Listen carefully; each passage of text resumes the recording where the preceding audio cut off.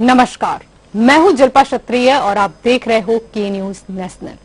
कांग्रेस की अंतरिम अध्यक्ष सोनिया गांधी ने आज विपक्षी दलों के नेताओं के साथ की गई बैठक में बीजेपी के खिलाफ एकजुट होने की अपील की।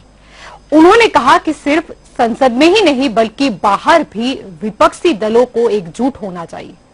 कांग्रेस अध्यक्ष द्वारा बुलाई गई इस बैठक में कांग्रेस समेत 19 विपक्षी दल के नेता शामिल हुए थे। बैठक में TMC, NCP, DMK, Shiv Sena, JM, CPI, CPM, NC, RJD, HI, UDF आदि के नेताओं ने हिस्सा लिया था, मगर आप बसपा और सपा के नेता दिखाई नहीं दिए। अब आज बुलाई गई ये विपक्ष की जो बैठक है उसका परिणाम तो पता चलेगा कि 2024 में क्या होता है, लेकिन ये आज का हमारा चर्चा का विषय है कि कांग्रेस देर ही सही लेकिन जागी है और ये बैठक कितनी अहम साबित होगी आने वाले समय के लिए। तो हमारे साथ इस चर्चा में जुड़ चुके हैं राजनीतिक विशेषज्ञ योगेश चुड़कर हमारे साथ जुड़ चुके हैं और राजनीतिक विशेषज्ञ प्रकाश कापड़िया भी हमारे साथ जुड़ चुके हैं। आप दोनों का स्वागत है के न्यूज में। योगेश जी, आपसे शुरुआत करते हैं, क्या कहना चाहेंगे? आज कांग्रेस ने और खास करके सोनिया गांधी ने एक बैठक बुलाई थी, ये काफी अहम मानी जाती है। जल्पा जी, सबसे बड़ी बात यह है कि कुछ साल पहले के इतिहास को हम देखें तो उसमें मालूम पड़ता है कि पहले कांग्रेस के सामने एक गठबंधन बना था।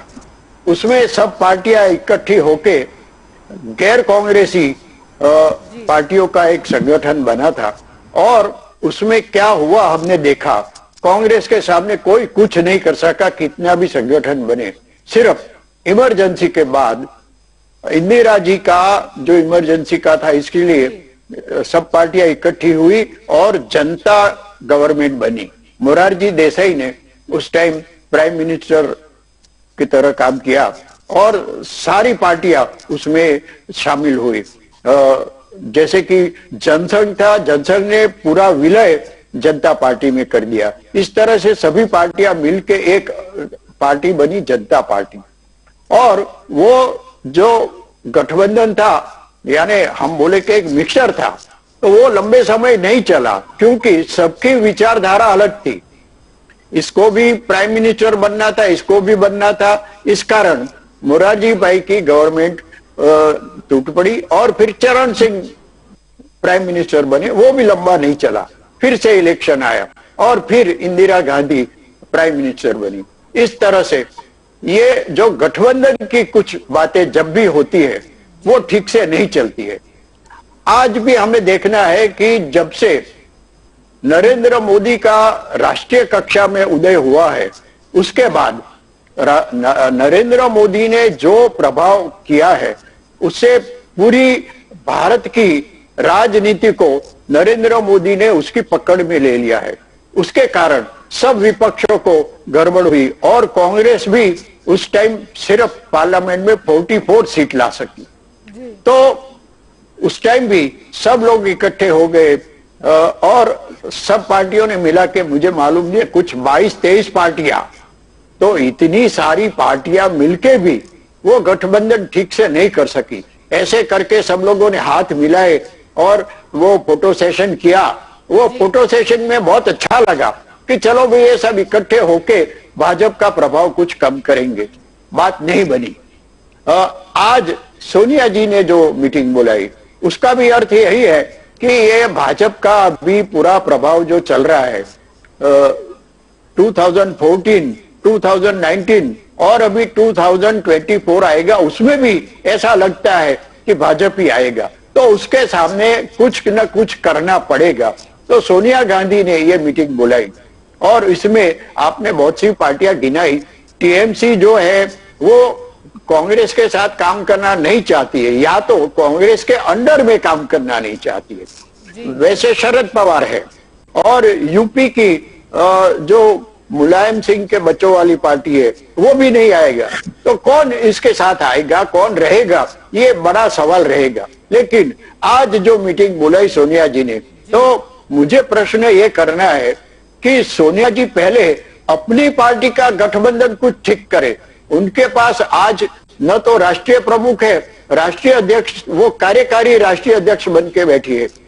यहाँ मेरे गुजरात में देखो तो यहाँ भी कोई प्रदेश प्रमुख नहीं है। यहाँ विधानसभा में जो जितने लोग हैं उनके कोई नेता नहीं है। इस तरह से कांग्रेस में न तो कोई लीडरशिप है, या तो जो हम बोलते हैं कि इसके पीछे कोई ब्रेन चलना चाहिए, वो भी नहीं है। राहुल गांधी के बारे में मैं आज कुछ नहीं बोलूंगा, लेकिन कांग्रेस पार्टी में कपिल सिब्बल वगैरह वगैरह बहुत से लोग हैं, उनका लाभ ले सकते हैं, लेकिन वो नहीं होता है। सिर्फ ये गांधी परिवार का जो चलता है, इसके कारण कांग्रेस पार्टी ठीक से नहीं चल रही है। यूपी की बात करें तो वहां तेजस्वी और उनके भाई के बीच में अभी झगड़े चल रही है। उसका भाई जो उसको तेजस्वी अपॉइंटमेंट नहीं देता है मिलने के लिए, और वहां किसने बुलाया किसने नहीं। वहां देखो लालू प्रसाद की भी बात करो तो यही बात है, मुलायम सिंह की बात करो तो भी यही बात है। कौन सी पार्टी अभी मजबूत है? शरद पवार, आपको लगता है वो किसी के हाथ नीचे काम करेंगे? तो ये जो गठबंधन अभी बनने की बात है, वो मेरे ख्याल से सक्सेसफुल होने में बहुत बहुत प्रॉब्लम है। लेकिन हम लोग ये चाहते हैं कि कोई विपक्ष मजबूत बने ताकि भाजपा बेकाबू ना हो जाए, लेकिन ये विपक्ष मजबूत बने ऐसी अपेक्षा मैं रखता हूं। जी बिल्कुल। हमारे साथ कांग्रेस की ओर से प्रज्ञेश तेवार भी मौजूद है। आपका स्वागत है सबसे पहले प्रज्ञेश जी के न्यूज में। सवाल यही रहेगा कि आज बहुत ही अहम बैठक थी, सिर्फ कांग्रेस के लिए या विपक्ष के लिए नहीं, लेकिन पूरे देश के लिए बहुत अहम बैठक थी। अब एकजुट होने की सोनिया जी ने अपील तो की है, क्या असर देखने को मिलेगा?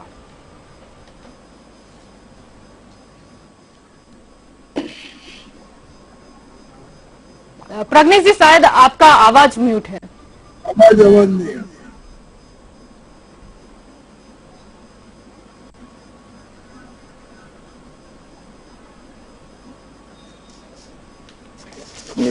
नहीं प्रज्ञेश जी, हम आपको सुन नहीं पा रहे।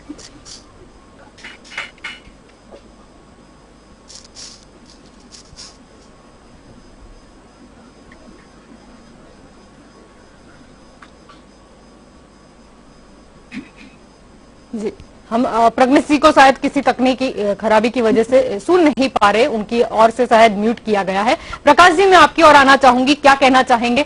आज विपक्ष एकजुट तो हुए नजर आए, लेकिन इससे पहले अगर हम बात करें, हमने ये भी दृश्य देखा था कि जब प्रशांत किशोर और शरद पवार जब मिलकर ये एकजुट होना चाहते थे, तब कहीं ना कहीं कांग्रेस गुम रहती थी, कांग्रेस अलग रहती थी। लेकिन हाँ, कांग्रेस की अध्यक्षता में अगर है तो सारी पार्टियां आ गई, उसमें भी सपा बसपा और आप नहीं दिखी।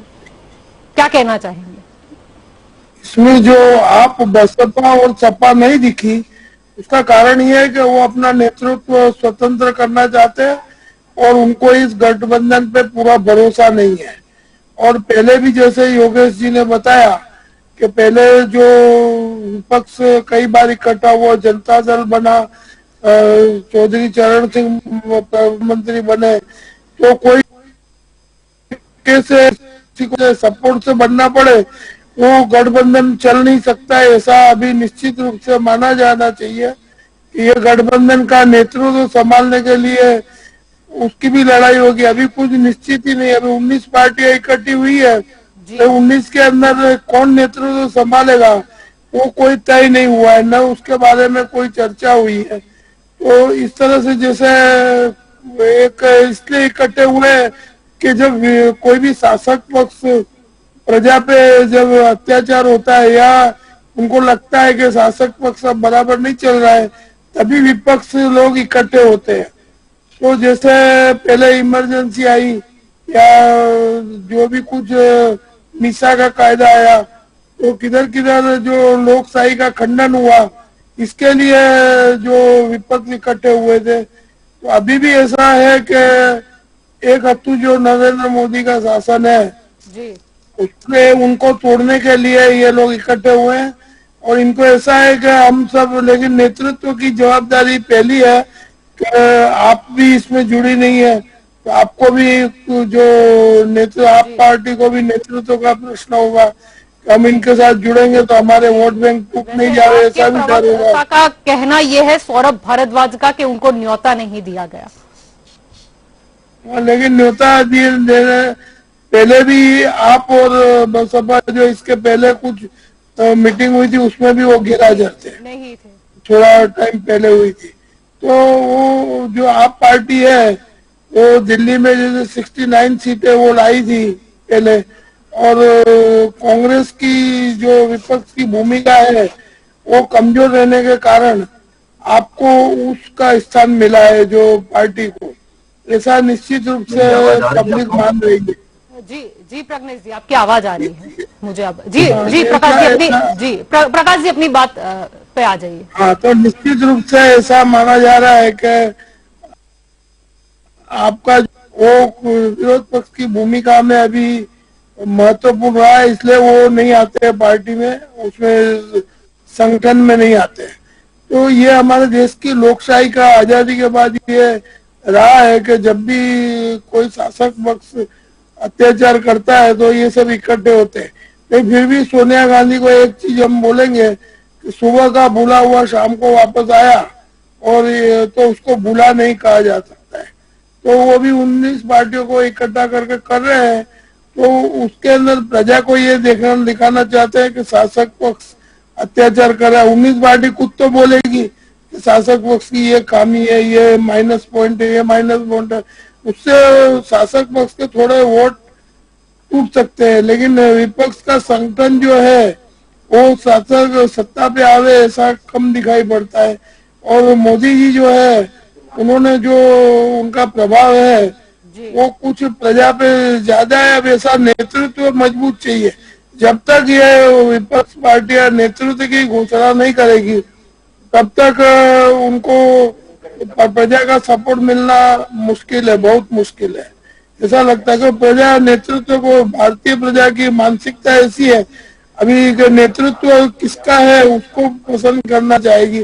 बिना नेतृत्व का संगठन जो मिलेगा, अब दूसरी बार उनकी मीटिंग होगी, तीसरी बार होगी, उसमें उनकी रणनीति के ऊपर निर्भर करता है। अभी स्टार्ट लेवल पे कुछ भी कह नहीं सकते, ऐसा मेरा अभिप्राय है। जी प्रज्ञेश जी, आपकी ओर आना चाहूंगी। आज की बैठक काफी अहम थी, क्या कहना चाहेंगे? सोनिया जी ने अपील तो की है एकजुट होने की, कितनी एकजुटता देखने को मिलेगी? देखिए, मैं योगी जी की बात से शुरुआत करना चाहूंगा। उन्होंने कहा कि जब कोई मेजोरिटी वाली सरकार का अत्याचार बहुत बढ़ जाता है तब विपक्ष एकजुट होता है। इन्होंने इनडायरेक्टली डायरेक्टली ये प्रस्तावित कर दिया, ये कह दिया कि ये अभी की जो सरकार है वो केओटिक लेवल पे काम कर रही है, लोगों को उससे बहुत सारी परेशानियां हैं, और कांग्रेस एक बड़ी पार्टी, हिंदुस्तान की सबसे पुरानी पार्टी और एक जिम्मेदार का ये फर्ज बन जाता है कि बाकी दलों को सामने जो सवाल रखने हैं, सरकार के जो सवाल रखने हैं, उसके लिए सवाल उठाया जाए। पिछली डिबेट में भी शायद मैं ही था, और वहां नेतृत्व में करीबन इकट्ठी हुई थी, एक ही काफी चर्चा विचारणा कई मुद्दों पर हुई थी। और आज 19 पार्टी, आज पार्टी बढ़ रही है, 19 पार्टी आज हो गई, जो कि उनका एजेंडा तो एक ही है। मैं इसको 2024 के यहाँ पर जो एनालिसिस हो रहा है वो एनालिसिस 2024 की सरकार कौन बनाएगा या उसका कौन नेतृत्व करेगा उसका प्रश्न नहीं है। सोनिया गांधी ने अपने वक्तव्य में बहुत स्पष्ट कर दिया कि भारत देश की जनता पिछले 1.5 साल में और पिछले खास तौर से पिछले 7 साल में इतनी बुरी तरह से झूम रही है कि सरकार के सामने एकत्रित होकर एक आवाज से हर मुद्दों पर, विपक्ष के पार्टीज अलग है, पार्टी की सोच अलग है, लेकिन मुद्दे अलग नहीं है। कोविड से लोग मर रहे हैं, बेरोजगारी से लोग मर रहे हैं, इकोनॉमी डाउन जा रही है, किसानों का बड़ा दिक्कत है, बैंक की खस्ता हाल है, बैंक का मर्जर होने की कगार पे हम आ रहे हैं, इंडस्ट्रियल ग्रोथ खत्म हो गया है, पाकिस्तान जैसा देश 3.5 के प्रोग्रेस रेट से जा रहा है, हिंदुस्तान -7.3 के रेट से जा रहा है। तो ज्यादातर मुद्दे कॉमन है। पेगासस का मुद्दा है, नेशनल सिक्योरिटी का मुद्दा है, अभी ये नया मुद्दा भी आ जाएगा जो अभी आगे आने वाले 1.5 साल 2 साल के अंदर भारतीय जनता पार्टी की अगुवाई में जो नेतृत्व में जो सरकार चल रही है वो केओटिक सरकार है, वो एरोगेंट सरकार। इसको जनता की बात नहीं सुननी है, ये कहीं ना कहीं जनता को लाइन में खड़े रखने के तरीके ढूंढती है। तो हर एक विपक्ष की जो 19 पार्टियां है या आप है या कोई भी है, कोई भी पार्टी पाकिस्तान से नहीं आई हुई है। भारत देश की जनता ने ही उनको वोट देके उनके नुमाइंदे संसद में भेजे या विधानसभा में भेजे जी, हैं। बिल्कुल। तो सोनिया जी ने जो बात कही है कि भारतीय जनता पार्टी की एक्सेसिवली एरोगेंट का भी एक अपर लेवल होता है। एक्सेसिवली एरोगेंट जो सरकार है, वो सरकार को प्रजा के जो प्रश्न है वो नहीं दिख रहे हैं, जनता के जो इश्यूज है उसको ये सरकार एड्रेस नहीं कर रही है, इकोनॉमी के बड़े इश्यूज है उसको एड्रेस नहीं दिया जा रहा है। तो सोनिया जी ने अपील की है कि हम सब पार्टी को, हमारी सोच चाहे अलग हो, विचारधारा चाहे अलग हो, लेकिन मुद्दा तो जनता के लिए कॉमन है। इलेक्शन का टाइम पे 2024 में कौन से मुद्दे होंगे और उसका गठबंधन कौन करेगा या नेतृत्व की अगुवाई कौन करेगा, वो तो बात की बात है। आज तो सोनिया गांधी जी ने और राहुल गांधी जी ने अपनी नेतृत्व में ये बात सिद्ध हो गई है कि हमारी कांग्रेस की अगुवाई में ये सब नेता इकट्ठे हुए जनता के प्रश्न रखने की बात को हम आगे बढ़ाने वाले हैं। योगेश जी ने जो बात कही कि 2024 में कौन नेतृत्व करेगा, उसका अभी से अंदाजा नहीं लगाया जा सकता है। मैं आपको याद दिलाना चाहता हूं 2013 में मोदी जी आएंगे ऐसा भी कोई अंदेशा नहीं था। 2012 में लेटर स्टेज पे जो डेवलपमेंट होते हैं वो उस समय की परिस्थितियों को ध्यान में रख के, और ये जो 19 पार्टीज इकट्ठा हुई है वो कहीं ना कहीं हमारे साथ अलायंस में रह चुकी है। पिछली सरकार के दौरान हमारे साथ काफी हमारे विरोध में जो पार्टी थी वो भी ये मीटिंग में हाजिर थी। तो वी आर गैदरिंग अलायंस। अभी का जो मुद्दा है, अभी जो विरोध पक्ष इकट्ठा हो रहा है वो तो जनता के इश्यूज के लिए इकट्ठा हो रहा है। भारत देश की जनता मर रही है, पीस रही है। भारतीय जनता पार्टी के एरोगेंस में जो जनता पीस रही है, उनको रोजगार का प्रश्न सबसे बड़ा है, इकोनॉमिक्स का प्रश्न सबसे बड़ा है। हम पाकिस्तान से पिछड़ रहे हैं, हम बांग्लादेश से हमारी कंपैरिजन हो रही है, हम इंडोनेशिया से हमारी कंपैरिजन करने पर आ रहे हैं, हम चाइना अमेरिका से कॉम्पीट करने की वजह हम ऐसे लोगों से कॉम्पीट कर रहे हैं जो हमारे आसपास भी कहीं नहीं फटक रहे थे। थर्ड स्ट्रॉन्गेस्ट इकोनॉमी की तरफ हम 2014 के पहले जा रहे थे, वो आज कौन से पायदान पे खड़ा है? Ranking business, ease of business का रैंकिंग रेशियो में हमारे नीचे चला जा चुका है। वर्ल्ड बैंक ने हमारे जो क्रेडिबिलिटी है उसको नीचे लाके खड़ा दिया है। पर इंडियन पासपोर्ट का जो स्ट्रेंथ है वो भी खो चुका है। ये भारतीय जनता पार्टी देश को स्ट्रॉन्ग सिर्फ व्हाट्सएप में ही दिखा रही है, बाकी तो देश को अंदर से खोखला किए जा रही है। तो विपक्ष इकट्ठा हुआ है जनता के प्रश्न को लेकर। कांग्रेस एक जिम्मेदार और बड़ी पार्टी होने के नाते उसका फर्ज बनता है कि सबको इकट्ठा करके कॉमन एजेंडा पे ले जाके सरकार के सामने बात करे, और रास्ते पर ले जाने की जरूरत है। लोगों के, जनता के मुद्दों को रास्ते पर ले जाने की जरूरत इसलिए महसूस हो रही है क्योंकि ये एरोगेंट सरकार, भारतीय जनता पार्टी की एरोगेंट सरकार, भारतीय जनता पार्टी की सरकार भी नहीं बोलूंगा, उसकी तो सरकार ही नहीं है, सरकार तो मोदी जी की है, भारतीय जनता पार्टी की सरकार नहीं। तो वो सरकार जो है संसद में विपक्ष की बात सुनना नहीं चाहती है। संसद में विपक्ष की बात सुनने की बजाय ठिठोली होती है, एरोगेंस से सबको हरदूत किया जाता है। तो जनता के दरबार से बड़ा कोई दरबार नहीं है।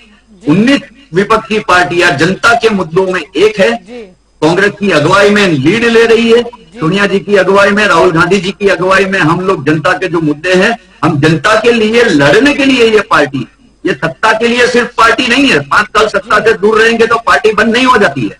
जनता के मुद्दों को सरकार तक पहुंचाने के लिए अगर रास्ते पर उतरना पड़ा, रोड पर उतरना पड़ा, आंदोलन करने पड़ेंगे, तो ये सब पार्टी मिलकर आंदोलन करेंगे। जी योगेश जी, आपकी ओर आना चाहूंगी। यहाँ पर सोनिया गांधी ने ये जो वर्चुअल मीटिंग थी उसमें ये भी कहा था कि 2024 के चुनाव की तैयारी में सबको लगने को कहा। क्या लगता है, क्योंकि 2024 अभी काफी दूर है, उससे पहले काफी राज्य में विधानसभा के चुनाव भी आएंगे, क्या लगता है कि कहीं ना कहीं वहां की भी जो लोकल पार्टी अगर शामिल होती है तो कहीं ना कहीं उस राज्य में जो इफेक्ट होगी या उस राज्य में जो आमने सामने होगा उसमें क्या इफेक्ट पड़ेगा?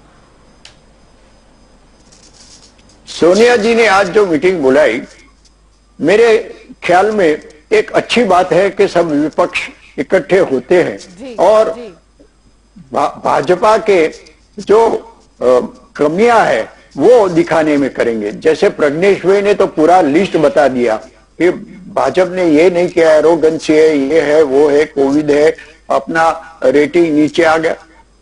ये सही बात है।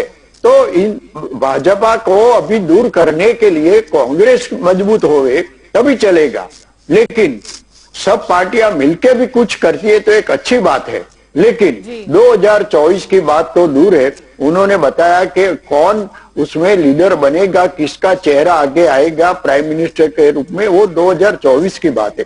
अभी 2022 में गुजरात, यूपी वगैरह कई जगह, कर्नाटक वगैरह कई जगह पर विधानसभा की इलेक्शन आएगी, उसके लिए आप इकट्ठा हो। वहां पर तो कम से कम भाजपा को आप बताओ कि भाई हम लोग भी है, तो ये सब इकट्ठा होके करे तो कोई अच्छी बात है। लेकिन मुझे लगता है कि सबका गोल एक ही है, भाजपा को हटाओ, बाकी प्रजा की चिंता करने का किसी को पड़ी नहीं है। जैसे कि कांग्रेस के 2-3 स्टेट में भी गवर्नमेंट है अभी, तो वहां पर उन लोगों ने कोविड में क्या किया?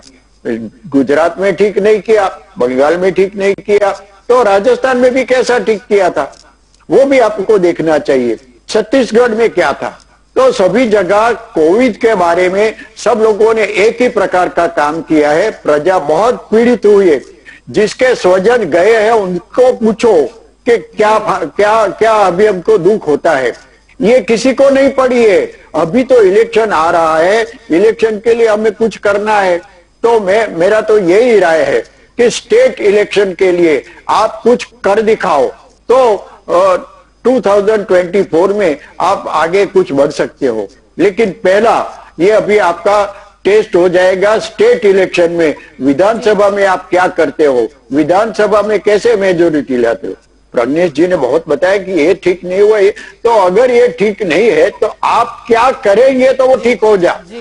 अपनी इकोनॉमी अभी ठीक नहीं है, तो इकोनॉमी के लिए आप क्या करना चाहते हो, इसके लिए कोई उपाय बताओ, तो जनता आपको वोट देगी।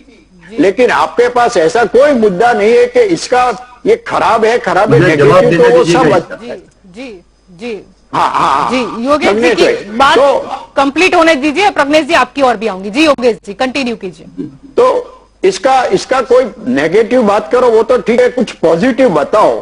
प्रज्ञेश जी एक बात है, मैं न भाजपा का समर्थक हूं, न कांग्रेस का, न कोई पार्टी का, लेकिन न्यूट्रल रूप से मैं बताता हूं कि कुछ पॉजिटिव बताओ। हम लोग ये करेंगे वो करेंगे, इससे भारत का फायदा होगा, इकोनॉमी सुधरेगी, आरोग्य के बारे में हम कुछ करेंगे, तभी पब्लिक आपको वोट देगी। तो ये करने की पहले जरूर है। जी जी जी प्रज्ञेश जी, यहाँ पर उनका कहने का मतलब है कि आगे की स्ट्रेटेजी क्या? अग्री योगेश जी की बात का मैं एक छोटी सी बात का जवाब देना चाहता हूँ। कोविड के समय में भारतीय जनता पार्टी ने जो काम किया, केओटिक काम किया, वो तो लोगों ने देख ही लिया और आपने भी आपकी बात में बयां कर दिया।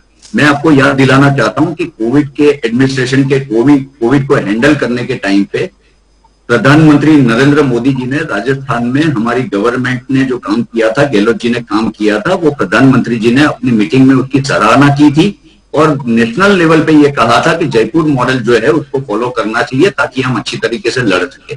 छत्तीसगढ़ का भी जिक्र हुआ था कि छत्तीसगढ़ में भी हमारी सरकार है, वहां का भी जिक्र हुआ था कि छत्तीसगढ़ ने जो रिफॉर्म्स किए हैं, छत्तीसगढ़ ने जो मेडिकल असिस्टेंस देने के लिए जो रिफॉर्म किए हैं लोगों के लिए, छत्तीसगढ़ में हॉस्पिटलाइजेशन फ्री कर दिया था, सरकार ने खर्चा लेने का वायदा भी किया था, ये कांग्रेस ने किया था। ये जो छत्तीसगढ़ में डॉक्टर हड़ताल पे भी उतरे थे। 10 सेकंड जी जी ये जो हमने की। दूसरी बात जो हम कहना चाहते हैं कि अभी सरकार में हम नहीं है, क्योंकि हम सरकार में अभी नहीं है। हम जो करना चाहते हैं वो हम सत्ता में आएंगे तब करेंगे। फिलहाल अभी हमारा जो पक्ष है वो हम सरकार को सलाह सूचन दे सकते हैं, लेकिन भारतीय जनता पार्टी की एरोगेंट सरकार और मोदी जी की एरोगेंस, ये माननीय मनमोहन सिंह जी जैसे वरिष्ठ व्यक्ति की सलाह भी नहीं लेना चाहती है, तो क्या करोगे? करना चाहती है। वो बताइए। हम सलाह लेना चाहते हैं, हम सरकार को सलाह देना चाहते हैं कि इतने रिफॉर्म करने चाहिए। हमने जनता के लिए प्रश्न उठाए कि अगर इकोनॉमी अगर ठीक नहीं जा रही है तो रिफॉर्म पैकेज चाहिए, 20 लाख करोड़ के झुंझुने जैसे पैकेजेस नहीं चाहिए। हमने बहुत सारे सजेशंस किए, हमने सरकार के ऊपर दबाव बनाया। हमने जहां पर सुप्रीम कोर्ट ने भी कहा कि कोविड पेशेंट्स को 4 लाख रुपया मुआवजा देना चाहिए, चाहे कुछ भी दो, लेकिन मुआवजा देना चाहिए। कहा कि मुआवजा जरूर मिलना चाहिए, राशि की अभी जरूर मिलना चाहिए, जो लोग गुजर गए हैं उनको जरूर मिलना चाहिए। ये मुद्दा कांग्रेस ने ही उठाया था। तो हम लोगों ने जनता के लिए, जनता को जो हम विरोध पक्ष के तौर पर हम जो कर सकते हैं वो पूरा करने की हम कोशिश करते हैं। और जहां पर सरकार हमारी नहीं सुनती है तो हम रोड पे जाएंगे। फाइनली डिसीजन तो जनता को देना है। सुप्रीम कोर्ट के ऊपर भी एक कोर्ट है, वो जनता की कोर्ट है, और जनता की कोर्ट में जनता वही देखती है कि जनता जब 2024 में आएगी तो जनता यही देखेगी कि गला किसने दबाया था, कौन हमारे गले दबा हुआ गला छुड़वाने के लिए काम कर रहा था। तो उसमें कांग्रेस ने डेफिनेटली काम किया है, अच्छा काम किया है। प्रधानमंत्री नरेंद्र मोदी जी एक ऐसे व्यक्ति है जो विरोध पक्ष का कभी भी सराहना नहीं कर सकते हैं। वो कभी भी विरोध पक्ष के लिए दो अच्छी लाइन नहीं बोल सकते हैं, चाहे नेहरू जी हो, आप बता रहे थे कि जयपुर मॉडल की सराहना की, क्या बात कर रहे हो? राजीव गांधी जी की कुछ देर पहले आप जयपुर मॉडल की प्रशंसा की वो बोल रहे डिजिटल हैं। इंडिया के पायनियर राजीव गांधी जी है, उनको याद करने से भी जो प्रधानमंत्री चुके हैं, उनसे विपक्ष के बारे में दो अच्छे शब्द की हम कोई आशा नहीं रख रहे हैं। हम सीधा स्पष्ट बोल रहे हैं कि हम जनता के मुद्दे उठाएंगे। हमने अपना गवर्नेंस हमारी जहां पर सरकारें है वहां पर दिखाया है। पंजाब में दिखाया, छत्तीसगढ़ में दिखाया, राजस्थान में दिखाया। मध्य प्रदेश में जब हम कोविड से लड़ रहे थे तब भारतीय जनता पार्टी के लोग सरकार टॉपल करके स्टेट को अनस्टेबल करके लोगों को मरने के लिए छोड़ दिया था। वो भी जनता देख रही है और आगे के समय में भी देखेगी। जी प्रकाश जी, आपकी ओर आना चाहूंगी। यहाँ पर बात जब ये मीटिंग की हो रही है तो उद्धव ठाकरे और ममता बनर्जी ने ये भी कहा था कि गैर बीजेपी शासित राज्यों के साथ भेदभाव किया जाता है। ये बात भी हुई थी मीटिंग में, क्या कहना चाहूंगे? इसमें ये शुरू से हमारे देश का कल्चर रहा है कि केंद्र सरकार और राज्य सरकार में जब शासक पक्ष अलग अलग होता है तो उसमें भेदभाव की नीति रही होती है। उसको परिवर्तन लाने में प्रजा का योगदान चाहिए। बाकी जो शासक पक्ष होता है वो कभी भी राज्य सरकार दूसरी हो तो उसको कमजोर करने की कोशिश करता है। और दूसरी बात मैं प्रज्ञेश जी से कहूंगा कि उनका जो एजेंडा जो 19 पार्टियों का है उसमें शिवसेना भी आ गई, वो भी एक बड़ी बात है कि भाजपा का जो महत्व का रोल निभा रही है ऐसी पार्टी शामिल हुई है। वो कांग्रेस की एक रणनीति को उन्होंने स्वीकार किया है उनकी हाजिरी से। लेकिन जो प्रजा के समस्या है वो समस्या का सॉल्यूशन कैसे रहे, समस्या सबको मालूम है क्या है, प्रजा भी जानती है, 19 पार्टियां भी जानती है, कांग्रेस भी जानती है। अब जहां पर कांग्रेस थी विरोध पक्ष की भूमिका में राज्य सरकारों में, वहां पर कोविड के मामले में विरोध हुआ होगा, लेकिन कितनी बार जो है उनको विरोध का सरकार ने मान्यता नहीं रखी। और ये नेचुरल है कि जो शासक पक्ष है वो सपनों के सौदागरी रहते हैं, पॉलिटिक्स में ये देखा गया है। और डर का मार्केटिंग अभी चल रहा है, पब्लिक समझती है। जो प्रज्ञेश जी ने बताया वो बात बिल्कुल सही है कि हमारी बैंकों की हालत खराब है, इकोनॉमी खराब है, या कोविड का प्रश्न है, दूसरी सब शिक्षा का बात है, आरोग्य की बात है, सब में प्रजा दुखी है, पीड़ित है। नहीं, उसके सॉल्यूशन कैसे आएगा उसका विवरण आज की बैठक में होना चाहता था, ऐसा मेरा मानना है कि वो विवरण नहीं हुआ है कि इसका एक चीज है कि भाजपा प्रजा को पसंद नहीं है, ये बात हकीकत है। और प्रजा नेतृत्व तो बदलना चाहती है, उसने मन बना लिया है प्रजा ने कि हमको भाजपा को वोट नहीं देना है ऐसा। लेकिन उसके सामने विकल्प जो है, परिणाम लक्षी विकल्प प्रजा के सामने नहीं रखा गया है आज की मीटिंग में। अब आगे रखा जाएगा तो प्रजा चाहती है कि हमको परिवर्तन चाहिए, ये बात तो निश्चित है। अब दो चीज होगी, या तो भाजपा को अपना 2024 अभी दूर है, विधानसभा की इलेक्शन कुछ राज्यों में होंगे, तो उसमें जो बीजेपी को अपनी भूमिका मजबूत करेगा। इस तरह से कांग्रेस को जहां पर विरोध पक्ष है उसकी भूमिका इतनी मजबूत होनी चाहिए कि प्रजा को परिवर्तन का सहारा कंपलसरी लेना पड़े और प्रजा की विश्वसनीयता कांग्रेस ने फिर से उठे। अब वो विरोध पक्ष और शासक पक्ष की भूमिका का निर्णय प्रजा लेगी कि उसमें से उनको कितना विश्वास है और कितनी पारदर्शिता से वो काम करते हैं, ये देखना महत्व का काम है। प्रजा यही देखेगी और उनको अभी प्रजा के प्रश्नों को, समस्याओं को सबको मालूम है। इस समस्या का समाधान क्या है उस पर डिस्कशन होना चाहिए, ऐसा मेरा मानना है। जी योगेश जी, आपकी ओर आना चाहूंगी। यहाँ पर जब इतनी सारी पार्टी इकट्ठा होती है, हर पार्टी के बड़े नेता इकट्ठा होते हैं, कहीं आगे जाके ये समस्या ना हो कि स्ट्रेटेजी किसकी इम्प्लीमेंटेशन में रखी जाए, क्योंकि सबके ओर से सबके सुझाव कुछ अलग होंगे, लेकिन चलना सबको एक ही रास्ते पे होगा। कितना डिफिकल्ट? ये अलग अलग पार्टियां, उनकी विचारधारा अलग अलग है, उनकी स्ट्रेटेजी अलग अलग है, उनका नेतृत्व अलग अलग है, लेकिन ये इकट्ठा हो जाए और एक कॉमन मिनिमम प्रोग्राम कुछ बना दे।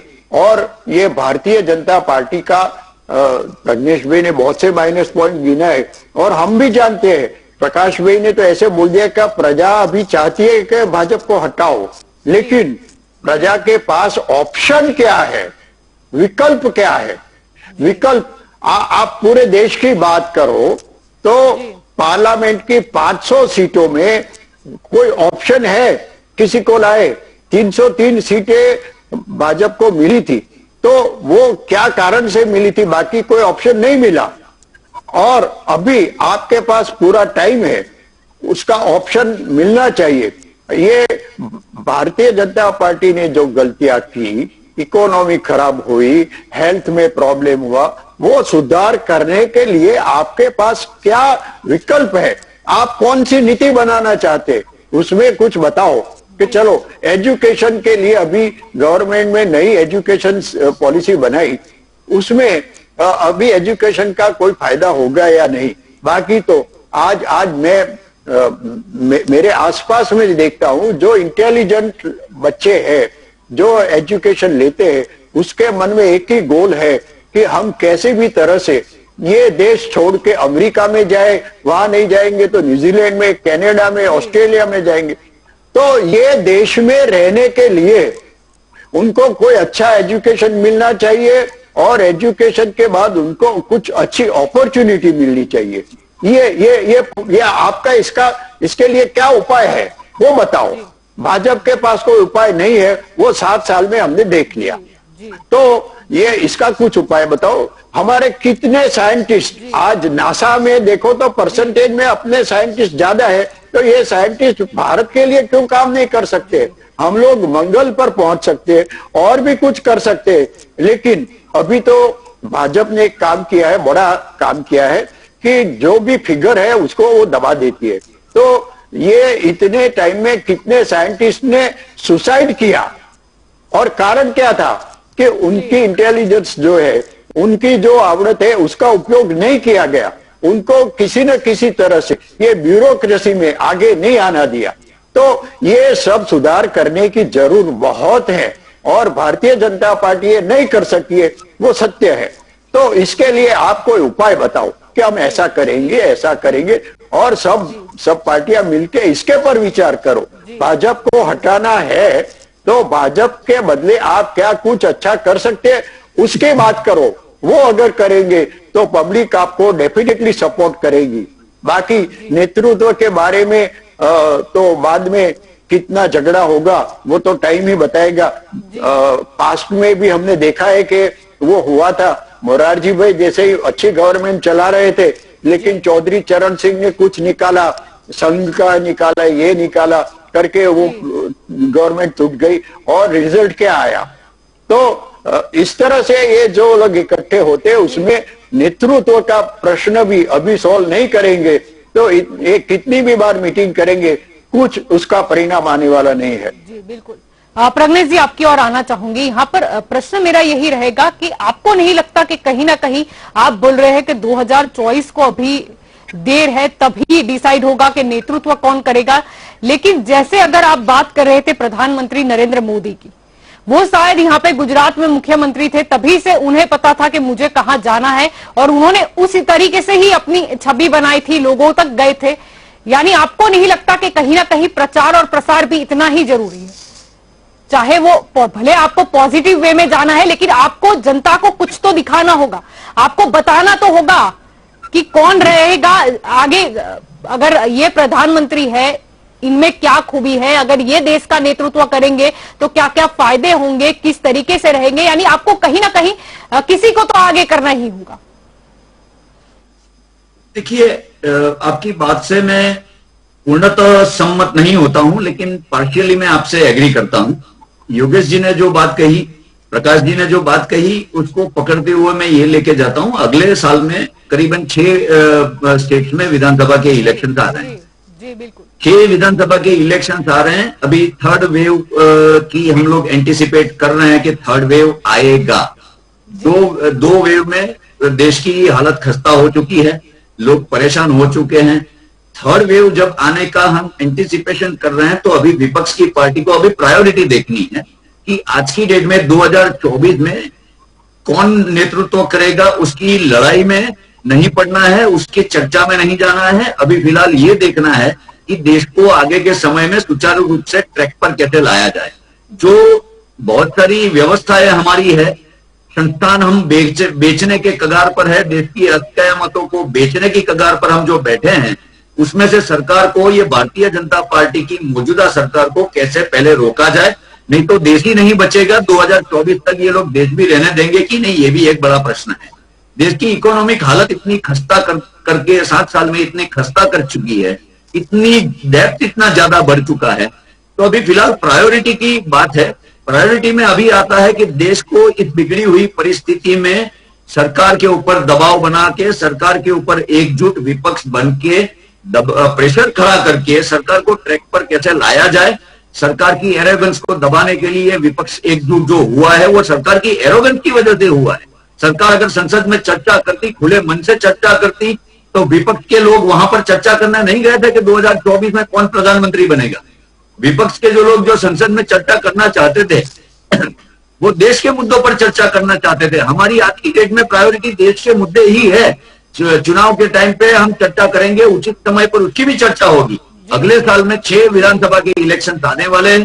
हो सकता है कि उस समय पे बहुत सारे गठबंधन गठजोड़ हो सकते हैं, उसका प्लेटफॉर्म अभी बन रहा है। उसको अभी 2024 की बात करना, 6 स्टेट के इलेक्शन जब करते हैं तो अभी थोड़ा जल्दी होगा। इलेक्शन आएंगे उसमें भाजपा वर्सेस ऑल ऐसा ही दिखेगा। मतलब विधानसभा स्थानिक हम की भी बात कर ले, क्योंकि ये बहुत अहम होता है, क्योंकि भाजपा केंद्र तक ऐसे ही नहीं गया, उसने हर पहले राज्य पर गया।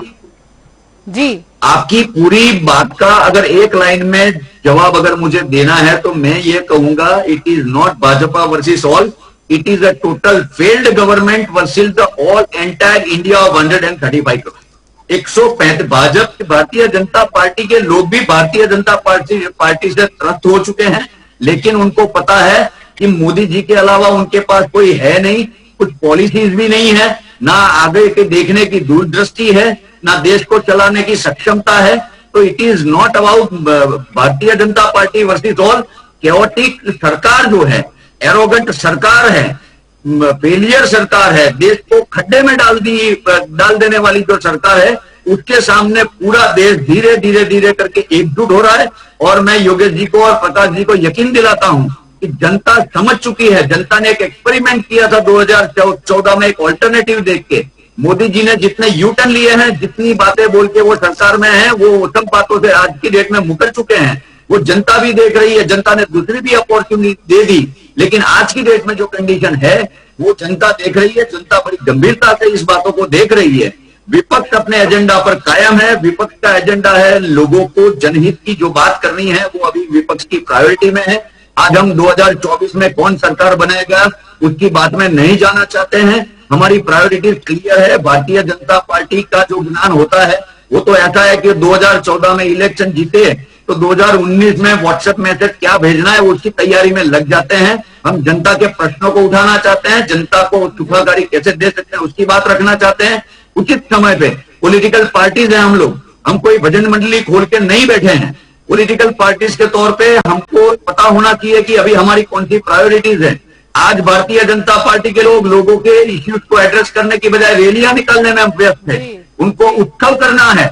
जब गुजरात जैसे स्टेट में लाखों लोग मरे हैं, लाखों लोग पीड़ित हैं, तो ये भारतीय जनता पार्टी अपने चीफ मिनिस्टर के उत्सव मनाती है। कौन सी उठाओगे तो वैसे आपको जवाब भी तैयार रखना जनता, हमारा एजेंडा क्लियर है। हम लोग भारतीय जनता पार्टी के जो कैओटिक, एरोगेंट, एडमिनिस्ट्रेटिव फेलियर है उसको मुद्दा बना के जनता को दिखाएंगे कि ये जनता, ये ऐसे काम होना चाहिए था, ये भारतीय जनता पार्टी ने ये नहीं किया है। और भारतीय जनता पार्टी की सरकार पर हम दबाव बनाएंगे कि जनता को इतनी रिलीफ आपको देनी पड़ेगी। उसके लिए चाहे कांग्रेस और साथी विपक्षी पार्टियों को रास्ते पर जाना पड़े, आंदोलन का मार्ग उठाना पड़े, तो उठाने के लिए तैयार है। उसका बेस आज की मीटिंग में रखा गया है और सोनिया जी की अगुवाई में रखा गया है। जी बिल्कुल। प्रकाश जी, आपकी ओर आना चाहूंगी, क्या कहना चाहेंगे यहाँ पर? अगर हम तीन पार्टी की बात करते हैं जो नजर नहीं आई है, एक है सपा, एक है बसपा और एक है आम आदमी पार्टी, क्या इसका गणित हम यूं समझे कि कहीं उत्तर प्रदेश में चुनाव आने वाले हैं, कहीं पंजाब में चुनाव आने वाले हैं, गुजरात में भी चुनाव आने वाला है, यानी कहीं ना कहीं वहां पर भी टकराव होना ही है? अगर ये एकजुट अभी इस मंच पर हो जाते हैं, लेकिन क्या गारंटी कि जब राज्य पे सत्ता की बात आएगी तब वो गठबंधन में ही जाएंगे? वो अकेले भी तो लड़ सकते हैं, और जब अकेले लड़ने की बात आती है तब कहीं ना कहीं आमना सामना तो हो ही जाएगा। शायद यही कारण रहा कि पहले उत्तर प्रदेश का इलेक्शन है, इसीलिए सपा बसपा और आप अभी थोड़ा दूर रहना चाहती है। जी प्रकाश जी, इसमें जो उत्तर प्रदेश का इलेक्शन है उसमें बसपा और बहुजन समाज पार्टी वो दूर इसलिए रह रही है कि उनको ऐसा है कि हम इंडिपेंडेंट चुनाव लड़ेंगे, जबकि आम आदमी पार्टी का एजेंडा कुछ अलग नजर आता है। वो भी जो है गुजरात है, दूसरी जगह पर वो अपना प्रचार करके और कुछ न कुछ हासिल करना चाहते हैं, जैसे उन्होंने पहले दिल्ली में किया, ऐसा कुछ उनका रणनीति का क्षेत्र लगता है।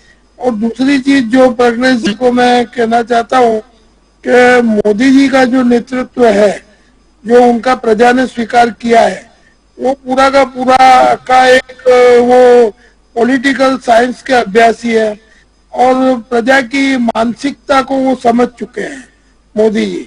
तो जो प्रजा की मानसिकता को समझ चुके हैं, उसके ऊपर जो विकास की बात होती है और विकास नहीं होता है, लेकिन विकास की बात पे जो कौमवाद और जातिवाद पे और सांप्रदायिक पे ये वो सरकार बनी हुई है ऐसा लगता है।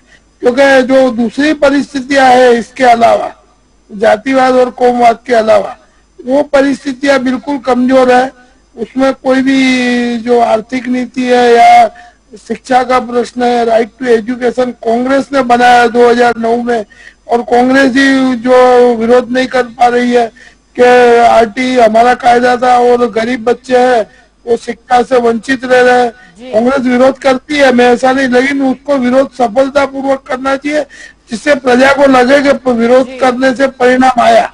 अभी प्रजा को ऐसा लगता है कि विरोध करने से कोई परिणाम नहीं आ रहा है, इसके लिए प्रजा जो है विचलित लुक एंड गो में है।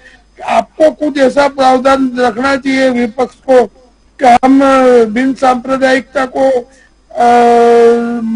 प्राधान्य देंगे, लेकिन बिन सांप्रदायिक को कैसे देंगे और सांप्रदायिक ताकतें क्या नुकसान पहुंचाती है, वो भेदभाव आपको रखना होगा, वो भेदभाव समझाना होगा प्रजा को क्या भेदभाव है। दूसरी चीज, आपको जो विपक्ष है उनको क्रिमिनल और इकोनॉमिक क्रिमिनल और हार्डकोर क्रिमिनल को टिकट देने का नहीं देंगे ऐसा उनको प्रचार करना चाहिए और आश्वासन देना चाहिए कि हमारे पक्ष में कोई भी आदमी, क्योंकि संसद में इतने लोग बैठे हैं उसके अंदर गलत क्यों होता है। ब्यूरोक्रेसी और प्रशासन है उनका भी अभी कंट्रोवर्सी चल रहा है। ब्यूरोक्रेसी सरकार का नहीं मानती है या ब्यूरोक्रेसी जो करती है उसको सरकार को मानना पड़ता है, तो ये विरोधाभासी पोजीशन में देश चल रहा है। लेकिन मुख्य चीज ये जातिवाद और कौमवाद को आप कैसे उसको खुलासा करेंगे, उसका आपको जायजा करना चाहिए। यदि आपको विपक्ष को सत्ता पे आना है और प्रजा का भला करना है, तो अभी की सरकार नहीं कर रही है, वो सबको मालूम है कि अपने कर्ज लेकर के world bank, Asian development bank, Moody's ने जो रेटिंग किया है उसमें तकलीफें है, बैंकों की स्थिति खराब है, मर्जिंग का प्रॉब्लम है और कई समस्या है, बिजली की समस्या है, पानी की समस्या है, रोड रास्ते की समस्या है। भले जो विकास हुआ है वो कर्जे के नीचे हुआ है, आज प्रत्येक नागरिक के ऊपर बोझा बढ़ रहा है, तो वो विकास को विकास नहीं कह सकते। ऐसा विपक्ष को कुछ ऐसा कॉन्क्रीट लाना चाहिए, चाहे वो कुछ भी, जो प्रजा को एक बार भरोसा बैठे कि हम कुछ नेतृत्व परिवर्तन कर रहे हैं तो हमारा भला होगा, ऐसा प्रजा को आश्वासन आप दे सकते हैं, तो ये प्रजा आपको वोट करेगी। विपक्ष को या जो विपक्षी संगठन को या किसी भी पार्टी को, प्रजा को कुछ आशाएं लगेगी।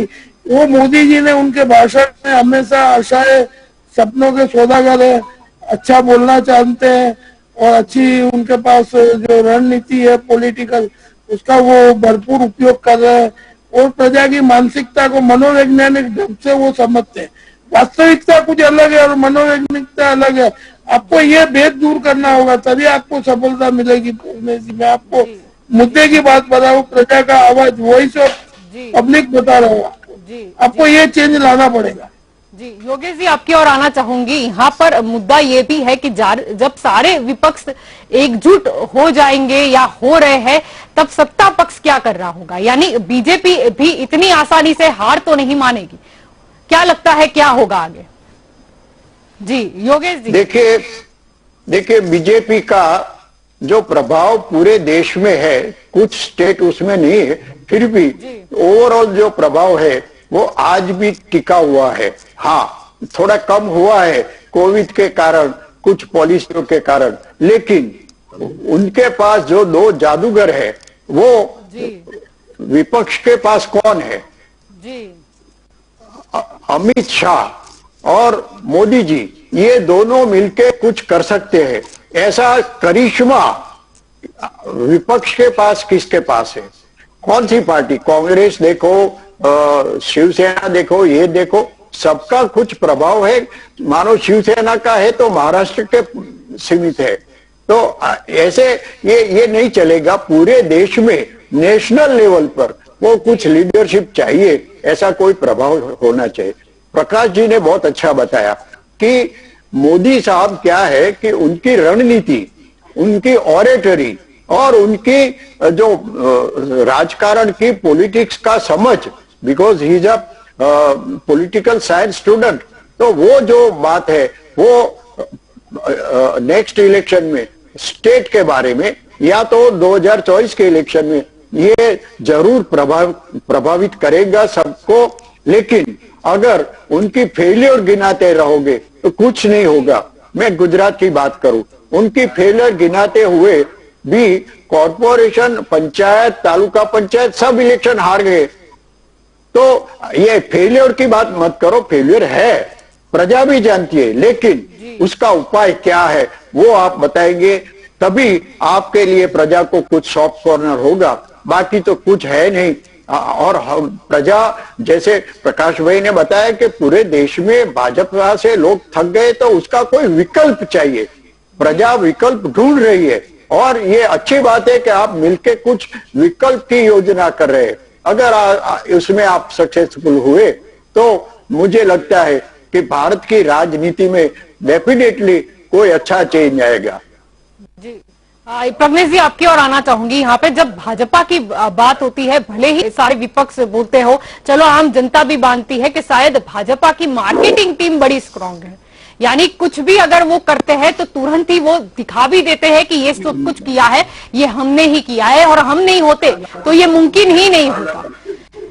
हम प्रचार प्रसार की पूरी बात नहीं कर रहे, लेकिन कहीं ना कहीं लोगों को समझना भी जरूरी है। जैसे अगर कांग्रेस कुछ करती है या और कोई पार्टी कुछ करती है, या फिर ये क्या करने वाली है, वो लोगों को समझ में आएगा तो लोगों के मत मिलेंगे। पहले तो होता है कि लोगों का विश्वास कैसे जीता जाए, या लोग कैसे भरोसा बिठाए। यानी उसके लिए क्या आगे की प्लानिंग, और इसके लिए जरूरी यही होगा कि आपको एक छवि तो आगे करनी ही होगी, वरना लोग शायद एंड तक नहीं समझ पाएंगे कि कौन। ठीक है, सारी पार्टी एक है, लेकिन दबदबा तो प्रधानमंत्री का ही रहेगा। प्रधानमंत्री कौन? देखिए, मैं भारतीय जनता पार्टी से नहीं हूं, इसलिए बड़ी विनम्रता से आपकी बात भी सुनूंगा। और योगेश जी ने और प्रकाश जी ने जो काफी अच्छे सजेशंस भी दिए, उससे मैं इत्तेफाक भी रखता हूं और उसको मैं एग्री भी करता हूं कि उन्होंने अच्छे सजेशंस दिए कि विपक्ष को क्या करना चाहिए। मैं उनका स्वीकार करता हूं, बड़े मन से उन्होंने अच्छे हमारे जो नेगेटिव पॉइंट्स भी दिखाए, उसको मैं एक्सेप्ट करता हूं। हम उसको सुधारने की कोशिश करेंगे, ये भी उनसे मैं वादा करता हूं। दूसरी बात है कि भारतीय जनता पार्टी जब विपक्ष, आपका एक बहुत ही बढ़िया सवाल था कि जो आपने मुझे नहीं पूछा, फिर भी मैं जवाब देना चाहता हूं कि विपक्ष जब इकट्ठा होगा तो भारतीय जनता पार्टी क्या करेगी। भारतीय जनता पार्टी का तो पुराना हथकंडा रहा है, कहीं पाकिस्तान के फेक वीडियो उठा के लेके आएंगे, कहीं बांग्लादेश के फेक वीडियो उठा के लेके आएंगे। ये तालिबान के कुछ लोग जो हैं, 4-5 दोस्त लोग बंदूक लेके डांस कर रहे हैं, उसके भी वीडियो उठा के लेके आएंगे। यूपी का इलेक्शन आ रहा है, तो मुस्लिमों के ऊपर, माइनॉरिटी के ऊपर हो सके उतने तालिबान का डर लगेगा। बाबर भी आ जाएगा, गाजी भी आ जाएगा, अकबर भी आ जाएगा, औरंगजेब भी आ जाएगा, 600 साल पहले किसने क्या किया था उसकी बातें भी आ जाएगी, लेकिन ये बात नहीं बताएंगे कि कोविड में किसको क्या मुआवजा दिया जाएगा या कोविड में जनता को। ये भारतीय जनता पार्टी यही कर रही है। मैं आपके माध्यम से जनता को बताना चाहता हूं कि कांग्रेस एक पक्ष है, बाकी विपक्षी पार्टियां एक पक्ष है जो आपकी बात कर रही हैं। हम पाकिस्तान की बात करना नहीं चाहते, हम बात करते हैं बड़ोदरा की, गुजरात की, देश की जनता की बात करने के लिए आए। तो मैं आपके माध्यम से जनता को भी कहना चाहता हूं कि आपको परफॉर्मेंस ओरिएंटेड गवर्नमेंट चाहिए तो आपको खुद सोचना होगा कि आपको 7 साल में क्या मिला। भारतीय जनता पार्टी तो अपना झूठा प्रचार जारी रहेगी। व्हाट्सएप यूनिवर्सिटी में आपको बहुत ही सारे लेख लिख लिख के पढ़ाया जाएगा, आपको किससे नफरत करनी चाहिए वो सिखाया जाएगा, आपको किसको मार देना चाहिए, कौन अच्छा आदमी था और कैसे कैसे अच्छा हुआ। ये बेशरम सरकार है।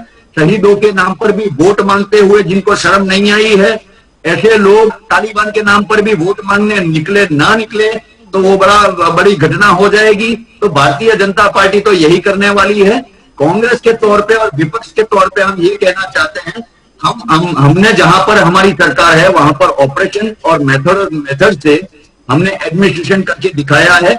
हमने सरकारी की त्रुटियां जहां पर हमारी सरकार नहीं है वहां पर त्रुटियां दिखाई है और हम क्या करना चाहते हैं उसके लिए का जो जवाब मैं प्रकाश जी खास तौर से आपको देना चाहता हूं। सवाल है, जब तक मुद्दे का सवाल है, महंगाई मुद्दा है और तंत्र मुद्दा है। अगर आप सवाल पूछते हो और अगर जनता आप पर भरोसा करती है तो आपको जवाब भी देना होगा। यानी कि अगर आप बात करते हो महंगाई की या आप बात कर लो अर्थतंत्र की, फिर वो परफॉर्मेंस करके भी दिखाना होगा और उसकी तैयारी आज से होनी चाहिए। जैसे हम पेट्रोल डीजल की कीमतों की बात कर ले तो जब चलो ठीक है, अगर सबको सारे विपक्ष एकजुट हो गए, एक गठबंधन वाली सरकार भी बनती है, चलो प्रधानमंत्री भी कोई ना कोई बन ही जाता है सर्वसम्मति से, लेकिन आगे क्या? मतलब उसके लिए भी तो आपको अभी से स्ट्रेटेजी बनानी होगी कि अगर आपको मौका मिलता है तो आप कैसे पेट्रोल डीजल की प्राइस को कम करोगे, लोगों की इनकम कैसे बढ़ेगी, रोजगार हमें कैसे मिलेंगे, हम देश के अर्थतंत्र को कैसे आगे लेके जाएंगे। यानी ये बहुत भले ही लगता हो कि 2024 बहुत दूर है लेकिन ये बहुत नजदीक है। नहीं अग्री दो। मैं आपका चलिए आपने ये हालांकि मैं तो स्पष्ट कहता हूं कि अभी स्ट्रेटेजी बनाने के लिए अभी समय है। देश की हालत 2024 तक कैसी हो जाएगी वो सोच के ही मुझे मैं इकोनॉमिक्स जानता हूं, समझता हूं, बिजनेस को समझता हूं, एडमिनिस्ट्रेशन को समझता हूं। 2024 में देश की हालत क्या हो जाएगी वो सोच के ही मुझे डर लगता है कि ये देश को क्या कौन सी चीज बची होगी बेचने के अलावा। सब कुछ तो बेच दिया होगा इन लोगों ने 2024 तक। देश के आधा देश तो देखने को मिलेगा जो इंदिरा जी ने किया। सरदार पटेल के बड़े गर्व से सरदार पटेल का एयरपोर्ट के नाम भी बनाया था, उसके ऊपर भी अदानी अंबानी के बोर्ड लगने शुरू हो गए। तो मुझे संशय है कि 2024 तक देश में रहेगा क्या। तो लेकिन फिर भी मैं आपको बताना चाहता हूं, 2-3 छोटे छोटे मुद्दे बताना चाहता हूं। भारत एक कृषि प्रधान देश है। हमने सबसे पहले किसानों की जो बड़ी समस्या है उसको एड्रेस करनी है। पेट्रोल और डीजल ऐसी चीज है वो छोटे से छोटे, अगर भाजपा अभी नहीं बनेगी तो एमएसपी पर कानून बनेगा। डेफिनेटली बनेगा। किसानों के लिए खास तौर से तवज्जो देके, अगर देश का 67% पॉपुलेशन किसान है, अगर उसके हाथ में मनी रोटेशन है, उसके हाथ में स्ट्रेंथ है तो इकोनॉमी को सुधारने में देर नहीं लगती है। दूसरी बात, जो बेखौफ लूट मचा के रखी है पेट्रोल डीजल के प्राइसेस में, वर्ल्ड में हम हाईएस्ट लेवल पे एक्साइज दे रहे हैं, टैक्सेस हम दे रहे हैं, ये जो लूट मचा के रखी है मैं यूपीए के समय की बात आपको याद दिलाता हूं। सरकार ने खामियाजा भुगता, सरकार ने जनता को सब्सिडी देने के लिए ऑयल बॉन्ड इश्यू किए, लेकिन जनता को मरने के लिए नहीं छोड़ दिया था। $150 प्रति बैरल जब ऑयल की प्राइसेस थी, तब जाके अगर पेट्रोल की प्राइसेस देखे तो उस समय में अगर 125 रुपये हो जाती, वो हमने नहीं होने दी, हमने उसको कंट्रोल करके रखी 65-70 रुपये पे। तो ये हमारे रिफॉर्म्स थे कि सरकार के डीलर के जो है वो बढ़ने से रोकने की बात तो समझ सकते हैं। ये कोई कॉर्पोरेट हाउस नहीं है कि कितना मुनाफा ये गिनना है। स्टेट जो है वो कॉर्पोरेट वेलफेयर स्टेट है। हमको जनता को तकलीफ झेल के भी जनता को राहत पहुंचानी है। स्टेट तकलीफें उठा सकता है, स्टेट मॉनिटरी तकलीफ उठा सकता है, लेकिन वो मॉनिटरी तकलीफ उठा के भी लोगों जनता को राहत देनी। कांग्रेस की आपके साथ जितने लोग बैठे हैं उनकी सरकार है, कहीं ना कहीं स्टेट लेवल का जो टैक्स है वो कम हो जाएगा पेट्रोल डीजल पे। इस तरह चुनौती दोगे भाजपा को? जी जी, एक तीसरा पॉइंट भी है जो मैं खत्म करना चाहता हूं। तीसरा पॉइंट था वो इकोनॉमिक्स को बैलेंस करना है। किसानों का ध्यान रखिए, आप पेट्रोल डीजल के प्राइसेस को कंट्रोल करिए। और एक बड़ी अभी बहुत ही अहम चीज है इंडस्ट्रियल स्लोडाउन जो है, वो इंडस्ट्रियल स्लोडाउन आप बैंक का रिपोर्ट्स देखेंगे 31 मार्च 2021 का जो रिपोर्ट्स देखेंगे, हर किसी भी बैंक का आप रिपोर्ट देख लीजिए तो इंडस्ट्रियल एनपीए बहुत बड़े पैमाने पे बढ़ा है। बड़े बड़े जो घराने हैं वो मजबूत हो गए हैं, लेकिन छोटी इंडस्ट्रीज खत्म हो गई है। तो इंडस्ट्रीज को बाकायदा पैकेजेस, बाकायदा रिलीफ, बाकायदा सपोर्ट, बाकायदा प्रोविजनल पॉलिसीज ऐसी देनी पड़ेगी जो कि हम कांग्रेस देना। पॉलिसीज के बारे में अगर बोलना चाहूंगा तो मैं 1.5 घंटा बोल सकता हूं, लेकिन हम लोग रिफॉर्म देने के लिए जरूरी है कि तिजोरी में कुछ हो, यानी सरकारी तिजोरी में पैसे भी कहां से आएंगे और कितना दे पाएंगे उसका, यानी बैलेंस शीट तो आपको अभी से ही तय तो करनी होगी, क्योंकि ये कोई छोटी बात नहीं है कि ठीक है 2024 में सोच लेंगे, अगर मौका मिल गया तो सोचना अभी से होगा। प्रकाश जी, आपकी एक लाइन बोलना चाहता हूं। ये तो दुर्योधन वंशी सरकार है, कर्ज करके भी घी पीने में और प्रचार करने में मानती है। कांग्रेस एक एक पैसा इकट्ठा करके एक जुट देश में 1947 में कहां थे हम कांग्रेस 2014 में कांग्रेस की सरकार गई, 7 साल हमने राज किया, तब हम इतने सक्षम बन चुके थे कि हम मंगल ग्रह पर पहुंच जाए। हमारी वर्ल्ड बेस्ट 5th रैंक की आर्मी है। हम अपने फाइटर प्लेन्स बनाते हैं, हम अपनी मिसाइल्स बनाते हैं, हम 110 सैटेलाइट एक साथ छोड़ सके, उतने सक्षम हुए हैं। तो ये कांग्रेस की ही पॉलिसी की वजह से हुआ है। ऐसी बहुत सारी पॉलिसी का जमावड़ा होकर जनहित के जो काम है वो कांग्रेस करेगी। हम कोई अदानी अंबानी या कोई इंडस्ट्रियलिस्ट या कॉर्पोरेट हाउस है, हमारी कोई दुश्मनी नहीं है। हम उनको ये नहीं कहते हैं कि उनको देश में नहीं होना चाहिए। हम बैलेंस पॉलिसी देना चाहते हैं कि जहां पर आम जनता को राहत हो। समय का थोड़ा अभाव है जी, समय का थोड़ा अभाव है। प्रज्ञेश जी, आखिरी सवाल प्रकाश जी आपसे करना चाहूंगी, क्या लगता है अभी तो चलो विपक्ष एकजुट दिखा है, अब जनता को शायद कुछ उम्मीद आई है कि चलो अब कहीं ना कहीं विपक्ष ये आवाज बनेगा, या फिर कहीं ना कहीं कभी तो महंगाई दूर होगी, कभी तो रोजगारी मिलेगी? क्या लगता है? छोटा सा एक उदाहरण देना चाहता हूँ प्रज्ञेश जी, कि मोरारजी भाई देसाई जब प्रधानमंत्री बने थे या उनको बनना था या जो भी कुछ था, तो उन्होंने 5 रुपए वाली शक्कर थी, तो उन्होंने बताया कि हम 2 रुपए में देंगे शक्कर, और उन्होंने दी। 24 महीना शासन चला उनका, नहीं 24 महीने में उन्होंने 2 रुपए किलो में शक्कर प्रजा को खिलाई। आज भी प्रजा याद करती। आप जैसे अभी बोलते हो कि पेट्रोल डीजल के भाव ज्यादा है या प्राइवेट सेक्टर को बहुत किया ये प्रोत्साहन दिया जा रहा है, तो आप ऐसी घोषणा कीजिए राष्ट्रीयकरण करेंगे शिक्षा का, जैसे इंदिरा गांधी ने बैंकों का राष्ट्रीयकरण किया था। ऐसा कुछ पब्लिक सेक्टर के हित में, जो मिडिल और गरीब प्रजा है उसके हित में आपकी घोषणा होगी तो प्रजा जरूर विपक्ष को मानेगी। और दूसरी जो आपकी बिन सांप्रदायिक ताकतें हैं, उसमें शिवसेना कहीं ना कहीं सांप्रदायिकता का भेद आगे आएगा तो वो विभाजन हो जाएगा। तो आप पहले सबको इकट्ठा करने से पहले आप यदि बिन सांप्रदायिक ताकतों को मजबूत करना चाहते हैं तो उसमें जो सांप्रदायिक पार्टियों को दूर करना चाहिए आपको। ऐसा मेरा पब्लिक चाहती है कि विकास चाहती है, पब्लिक महंगाई दूर करना चाहती है, सस्ते में सब मिले और रोजगारी मिले, ये सब प्रश्न महत्व के हैं। लेकिन जो सांप्रदायिक ताकतें हैं उसको प्रजा भूल जावे, ऐसा आपका नेतृत्व का आश्वासन प्रजा में होगा तो ही प्रजा विपक्ष को वोट देगी, नहीं तो नहीं देगी। बिल्कुल बिल्कुल, आप सभी इस चर्चा में मेरे साथ जुड़े, इसीलिए आप सभी का शुक्रिया। तो दंगल देश का में आज का हमारा मुद्दा था कि जो ये आज विपक्ष की बैठक हुई ये काफी अहम है। कहीं ना कहीं भले ही हमें 2024 दूर नजर आ रहा हो, लेकिन आज की ये जो बैठक हुई इसके बाद लगता है कि नहीं 2024 काफी करीब है। मुद्दा यह है कि चलो आज तो 19 पार्टी जो है वो इकट्ठा हुई थी, लेकिन 2024 आते आते ये पार्टी की जो संख्या है, जैसे 19 पार्टी है, उसमें बढ़ोतरी होगी या फिर उसमें कोई कमी आ जाएगी।